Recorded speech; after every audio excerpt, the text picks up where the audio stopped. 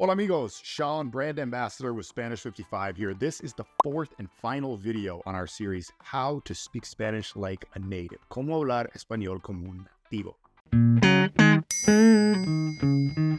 Now, in the first three videos, we talked about the main reasons that your Spanish is not as good as you want it to be yet, how to unlock perfect pronunciation in Spanish, and how to get culturally assimilated enough at least to the point where it doesn't hinder your Spanish language abilities. If you missed those three videos, check them out in the links down below. Now, I've saved idioms for last. Idioms, dichos, modismos, expresiones coloquiales. There's a lot of different ways you could translate idioms into Spanish, but the point is, Spanish, like pretty much every other major language, has a lot of colloquial expressions and people do speak a lot of slang. Tu trabajo es entenderlos. Your job is to understand them, to understand the idioms, okay? Because, of course, to begin learning a language, you start with the formal stuff, the basics, right? You work on your basic vocabulary, your pronunciation, your grammar, things like that. You get into the culture. We've saved idioms for last because it's a bit more of an advanced level thing. But at a certain point, you do need to start understanding enough of the slang or colloquial language or these figures of speech or common expressions that people say often. So why do you need to know idioms? Well, let me give you a simple example in English, okay? Let's say that you're speaking English with someone who has a very good level of English overall. They almost seem like they speak perfect English. They're a non-native speaker, but they're great fluency, really good pronunciation, a lot of vocabulary. But then all of a sudden it comes up in conversation where you tell them, yeah, it's gonna be a piece of cake. And they're looking at you confused, and then they're like, wait a minute, why did you say cake? Like what? Why are we eating a cake? Where is the cake? I don't get it, right? And then you would probably look at them and laugh and be like, oh, okay, all right. So yeah, it's not your native language. You're not really actually that good at English. The same thing applies to Spanish. You don't necessarily have to use that many idioms in Spanish, but you do have to be familiar with the most common ones, okay? You have to understand at least some of the basic ones. So let's go through a list. Now, these are going to be a list of just 7, okay? Solo siete. We're not going to give you 100 different idioms, just 7 that are very commonly understood. These are some of the most basic ones.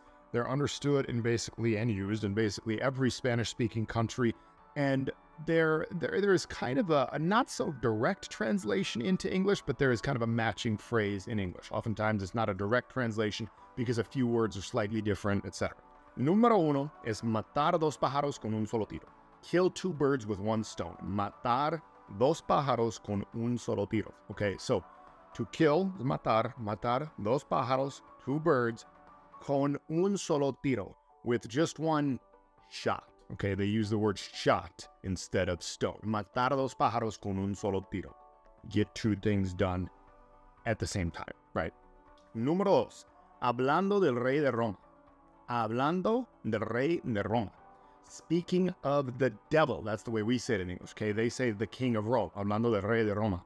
That's hard for me with the R's still, even after all these years. Multiple R's at a time. El rey de Roma. El rey de Roma. Okay, practice that. Anyway, so, hablando del rey de Roma. Tongue twister. Tramalenguas. Hablando del rey de Roma. Okay, so, speaking of the devil. See, they're nicer about it in Spanish. If there's someone that they're, talking about is, oh, look, yeah, there's Jerry speaking of the devil. Hablando del rey de Roma. Okay, they say the king of Rome. We say the devil, right? They don't say the diablo. They say hablando del rey de Roma. Okay, so speaking of the devil, hablando del rey de Roma. Número 3, encontrar tu media naranja, or just tu media naranja. It's like your half orange, but it means your better half. Now, I suppose in English, we don't really use it that often. We're like, to find your better half, but you get the point, is your better half, your better half. Tu media naranja, your half orange. Echar una mano, okay? Echar una mano. It's like to give a hand or to lend a hand. It means to help out. Now, literally, echar kind of means like throw, I guess. But like, echar una mano. Echar una mano. Okay, that was número 4. Número 5 es echar un ojo. There's a couple different phrases here. So we can go with echar un ojo. Echar una mirada, like to give a look, to have a look, to take a look. Un ojo just literally means an eye. Una mirada means, well, like a look, right? Una mirada. Número 6, la oveja negra. La oveja negra.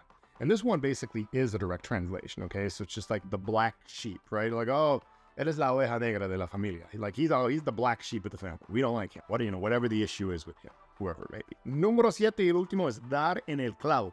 dar en el clavo, to hit the nail on the head, okay?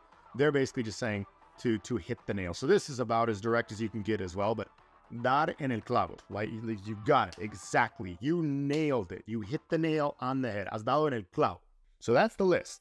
And I want you to memorize those siete, okay? I want you to memorize those 7 because those are 7 of the most important ones, most common ones, and you're going to hear them fairly regularly. Like I said, you don't necessarily have to use any of these if you don't want to ever. It's not necessary, okay?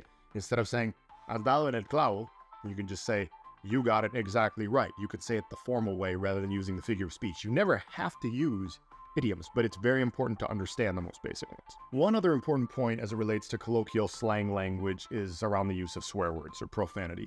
So my general recommendation is that you do not use swear words very often, if at all, in Spanish. And the main reason is just because as a non-native speaker of the language, you never really know when you might be using a word that might not seem like too offensive, but you use it in the wrong context or the wrong way as a non-native speaker. So it's just kind of good to err on the side of caution.